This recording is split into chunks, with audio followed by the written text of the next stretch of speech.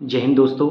मैं हूं राकेश और आज बताना चाहूँगा मैंने एक अपने यूट्यूब चैनल की शुरुआत की है जिसका नाम है सच तक। यानी कि जो सच्ची घटनाएं होंगी या जो सच्ची बातें होंगी वो इस चैनल के माध्यम से मैं आप लोगों के बीच रखूँगा। हालांकि आप लोग जानते होंगे इससे पहले मेरा एक और यूट्यूब चैनल था जिससे गीतों को रिलीज करता था, लेकिन अब मेरे को ऐसा लगा कि जो सच्चाई है इस समाज की, उस सच्चाई को अपने माध्यम से, अपने जो दिल से आवाज़ आती है, उस सच्चाई को लोगों के माध्यम तक इस माध्यम से पहुंचाने के लिए मैंने एक यूट्यूब चैनल कोई अलग पर्पज़ से नहीं, सिर्फ़ और सिर्फ अपनी आवाज़ को जनता तक पहुंचाने के लिए इस चैनल की शुरुआत की है। तो आज 17 अगस्त 2024 और इस चैनल के माध्यम से मैं जो शुरुआत करूँगा, टॉपिक है एक सैनिकों के सम्मान में। और सैनिक हमारे देश के जो होते हैं उनका सम्मान किस प्रकार होना चाहिए, और कुछ लोग नहीं करते हैं, कुछ लोग करते हैं।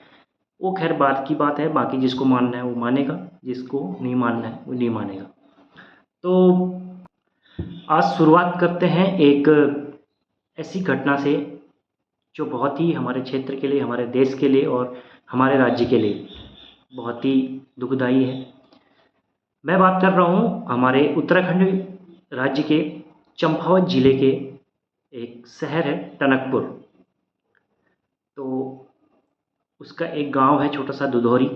वहाँ के निवासी थे भारतीय सेना में कार्यरत 3 नागा रेजिमेंट के हवलदार नवीन सिंह, जो बाद में एनएसजी यानी कि नेशनल सिक्योरिटी गार्ड में कमांडो के तौर पर भी रहे। और दुख की बात यह है कि उनका बीते 30 जुलाई 2024 को सड़क दुर्घटना में दोनों पति पत्नी जो थे स्कूटी से बनबसा कैंटीन जा रहे थे सीआईडी में, तो पीछे से बस वाला आया और उसने ठोक दी स्कूटी, जिससे दोनों ही घायल हो गए। अस्पताल में भर्ती कराने के बाद जब डॉक्टरों ने देखा तो दोनों ही सीरियस थे, काफ़ी ज़्यादा चोटें थी। तो दोनों को हल्द्वानी शिफ्ट कराया गया, उसके बाद बरेली मिलिट्री हॉस्पिटल में शिफ्ट कराया गया। उनकी पत्नी तो बरेली एमएच में एडमिट हो गई और जो नवीन सिंह थे उनको सेंटर कमांड लखनऊ में जो सैनिक अस्पताल है वहाँ पे रेफर कर दिया गया। 30 जुलाई से नवीन सिंह जी आईसीयू में थे, यानी कि 15 अगस्त का दिन, कल परसों 15 अगस्त 2024 को उनकी सुबह लगभग 6 बजे के आसपास मृत्यु हो गई। उनकी पत्नी अभी भी एडमिट है, उनकी काफ़ी चोटें हैं, अभी भी उनका उपचार चल रहा है बरेली में। तो जो लखनऊ है सैनिक अस्पताल, वहाँ से उनकी घर की दूरी लगभग 300 किलोमीटर पड़ती है, और जहाँ उनकी पत्नी एडमिट है वो उनका डिस्टेंस पड़ता है लगभग 250 किलोमीटर दूर। तो बात यह है कि वो तो चले गए, उनका अंतिम संस्कार कल हो गया। 15 अगस्त को उनकी डेथ हो गई थी और उनको सैनिक सम्मान के साथ कल अंतिम विदाई दी गई बेलखेत के संगम स्थल पर। तो वहाँ पे उनका अंतिम संस्कार कर दिया गया। उनके 2 छोटे छोटे बच्चे हैं जो घर पे ही हैं, और उनकी माताजी जो है अभी स्वस्थ नहीं हो रखी हैं, वो हॉस्पिटल में हैं, बच्चे घर में, दोनों ही अपने परिजनों के पास, जो बाकी लोग परिजन हैं उनके पास। तो बात ये है कि इस टॉपिक के माध्यम से मुझे चैनल भी इस वजह से बनाना पड़ा कि हमारे क्षेत्र के लिए ये पहली, मेरे हिसाब से शायद पहली ऐसी दुर्घटना थी जिसमें किसी सैनिक की इस तरह से मौत हुई हो। एक सैनिक किसी घर का, परिवार का या गांव का नहीं होता है, हमेशा वो अपने देश के लिए होता है, वो देश का होता है, वो देश की प्रॉपर्टी होती है, वो देश का सैनिक होता है, वो किसी का पर्सनल नहीं होता है। जब इस तरह से हमारा कोई भी, कहीं का भी, किसी राज्य का, किसी क्षेत्र का सैनिक जाता है तो पूरे देश को दुख होता है, पूरे देश को जो है नुकसान होता है। तो इसी प्रकार यहाँ से उनको 15 अगस्त की शाम को पोस्टमार्टम करने के बाद ले जाया गया बरेली में, उनकी वाइफ से मिलाया गया। उसके बाद टनकपुर से पदयात्रा निकली बनबसा से, जो वहाँ पर नज़दीकी यूनिट है 26 राजपूत, उनने उनको आगे की कार्रवाई के लिए अपने साथ ले गए। जो पदयात्रा थी, अंतिम श्रद्धांजलि थी, घर ले गए। फिर उसके बाद उनका अंतिम संस्कार किया गया। लेकिन दुख इस बात के, उसमें इतने लोग सम्मिलित थे, काफ़ी बड़ा जनसैलाब था। आपको मैं अगर मौका मिलेगा तो इस वीडियो में क्लिप में दिखाऊंगा। तो इतना बड़ा जनसैलाब था कि बहुत बड़ा जनसैलाब थे, बहुत लोग आए, बहुत लोगों ने वहाँ पे श्रद्धांजलि, और होना भी चाहिए। सैनिक सम्मान में हम जितने जाएंगे तो वो एक नॉर्मल इंसान नहीं है, नॉर्मल इंसान से हटके है, इसीलिए शायद इतना बड़ा सब कुछ होता है। वरना सीधे एम्बुलेंस में बैठा के जो नॉर्मल इंसान के साथ होता है वही होता। इसीलिए सैनिक जो है वो अलग है, हटके हैं। तो दुख मेरे को इस बात का कि हमारे क्षेत्र में पहली ये दुर्घटना थी, और पहली हो चाहे दूसरी हो या तीसरी हो या कितनी भी हो, सैनिकों का सम्मान हमेशा दिल से होना चाहिए। और मैं ये चाहता था कि हमारे क्षेत्र के लोग उसमें, हमारे गांव के हो चाहे हमारे क्षेत्र के हो, हमारे एरिया के जो भी हो, अधिक से अधिक संख्या में आए। लेकिन हमारे कुछ गांव के लोग ऐसे भी हैं जिनको उनसे कोई लेना देना नहीं है, कोई मतलब नहीं है। जो लोग गए वो लोग तो हैं ही, वो सामाजिक लोग हैं, और उन्होंने शुरू से लेकर लगातार, चाहे वो पत्रकारिता के माध्यम से हो, अपने सोशल मीडिया के माध्यम से हो, सबको अवगत कराया कि उनकी इस प्रकार से डेथ हो गई है। वो लगातार बने रहे समाज में, और उनके घर वालों को भी आश्वासन दिया, सब कुछ किया। वो लोग भी थे, और ऐसे लोग भी थे जो, उस दिन तो 15 अगस्त था जिस दिन डेथ हुई, सभी स्कूलों में कार्यक्रम हो रहे थे। 15 अगस्त ज़रूर बनाइए, ठीक है, हमारे देश की आज़ादी है, ज़रूर बनाना चाहिए। लेकिन दिक्कत यहाँ पर यह है कि क्या उस 15 अगस्त के दौरान किसी भी शिक्षक ने, या हमारे गांव के जो मुखियाएँ हैं, मुखिया प्रधान जो जिसको बोले, या कोई भी सीनियर लोग हैं, क्या उन्होंने उस 15 अगस्त में बच्चों को बताया, उनके प्रति श्रद्धांजलि अर्पित की? क्या वहाँ पर 2 मिनट का शोक व्यक्त किया?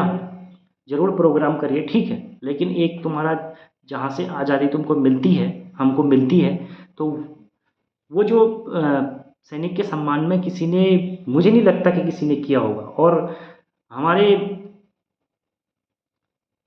क्षेत्र से जो लोग वहाँ पर नहीं पहुँचे, कितनी दुख की बात है, क्योंकि इतने लोग जब गए थे वहाँ, तो आपको भी जाना चाहिए, आपको अपने दिल से पूछना चाहिए। हाँ, क्योंकि कोई आप गलत जगह तो जा नहीं थे जाते, भले जिसको हो सकता है किसी को टाइम ना हो, किसी को कुछ प्रॉब्लम हो, कुछ दुख, बीमार हो कोई, और किसी को कोई दिक्कत भी होगी, और किसी का अर्जेंट काम भी होगा, लेकिन जो लोग फ्री थे तो वो लोग क्यों नहीं जा सकते? मेरा ये मतलब मेन टॉपिक है।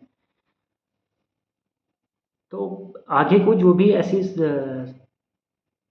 घटनाएं हो, कृपया वहाँ पर जाएं, उनको श्रद्धांजलि दें। हालांकि आपके जाने से वो कोई वापस नहीं आ जाएंगे, ना ही आपके उस पद यात्रा में जाने से उनका कुछ लाभ होगा।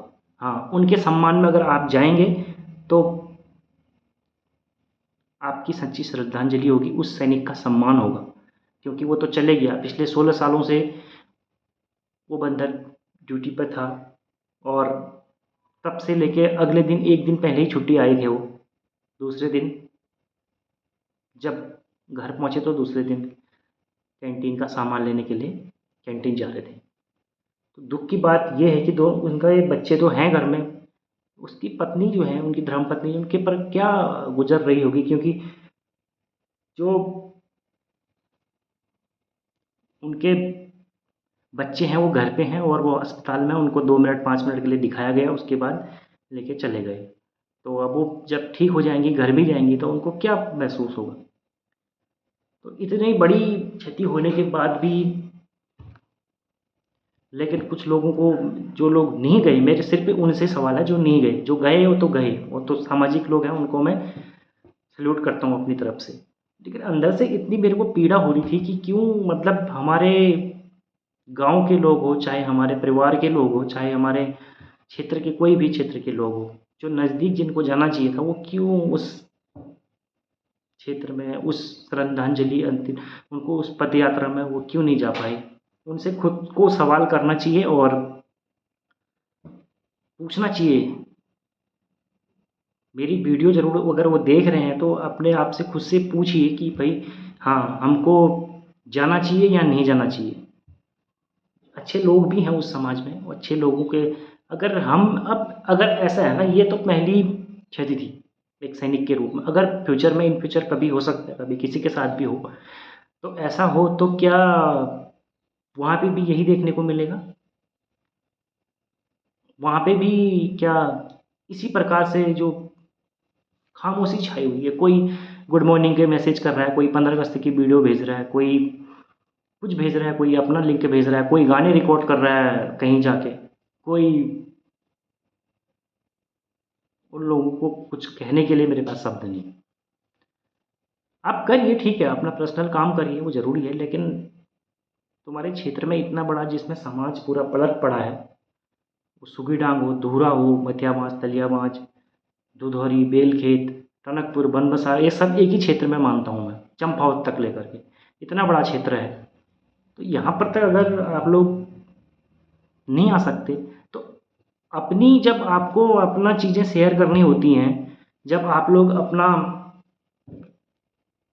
स्टेटस लगाते हो सुबह सुबह, व्हाट्सअप स्टेटस लगाते हो, अपडेट करते हो, तो अपनी चीज़ें तो बाहर बड़ी जल्दी लाते हो आप लोग, लेकिन दूसरी चीज़ों को, उस, अगर ये सोचिए ज़रा, अगर आपके साथ ऐसा हो, आपके बीवी बच्चों के साथ ऐसा हो, आपके साथ ऐसा हो, आपके घर परिवार के साथ ऐसा हो, तो आपको, अगर आपको कोई पूछे ना, कोई आए ना, तो आपको कैसा लगेगा?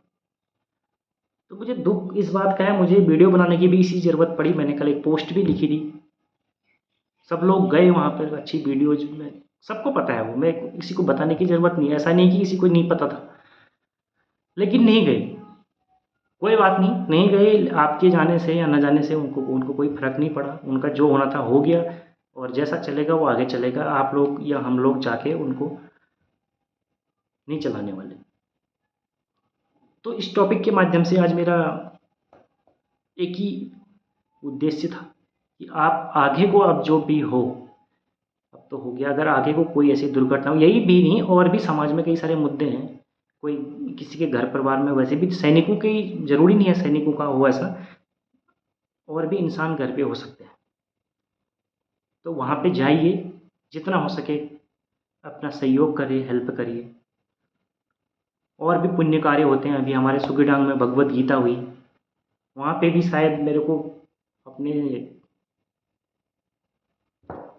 गांव बोलो या क्षेत्र बोलो, वहाँ से भी इतने लोगों के बारे में, वहाँ पर गए होंगे, शायद ही कुछ लोग गए होंगे, 20 में से 5 लोग अगर गए होंगे, तो वो लोग ही पहुँचे होंगे वहाँ पर। तो हम लोग क्यों नहीं जाते हैं? जब कोई अच्छी चीज़ें होती हैं, कोई इस प्रकार की घटनाएँ होती हैं, तो वहाँ पर हम लोग क्यों नहीं प्रतिभाग करते हैं? मैं तो ये बोल रहा हूँ, ज़रूरी नहीं है बड़ों का ही जाना। तुम्हारे घर में छोटे बच्चे थे, युवा पीढ़ी थी, उनको भेजते, उनको पदयात्रा में भेजते, वहाँ नारे लग रहे थे, उनको भी जोश आता, उनको भी देश के प्रति सम्मान जो सब लोग दे रहे थे, उनको भी मौका मिलता। इन फ्यूचर कभी उनको भी वो वहाँ से प्रेरणा मिलती कि ऐसा होता है, जागरूक होते आगे, तो बड़ा अच्छा लगता।